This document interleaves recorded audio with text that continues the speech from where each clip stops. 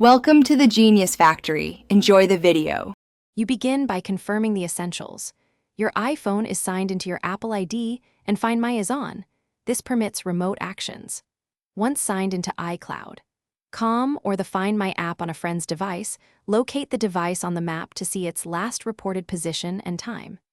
Next, select the device and choose Play Sound to help pinpoint it if nearby, or verify whether it shows online versus offline so you can decide the next steps. Once you've played a sound and checked the map, step into Lost mode to lock the phone and display a contact number. This protects your data while inviting return. If the device is online, follow the live location. Walk toward the blue dot slowly and listen for the alert. If it's offline, record the last ping address and check that area in person or ask building security to review cameras. Make sure to avoid confrontation.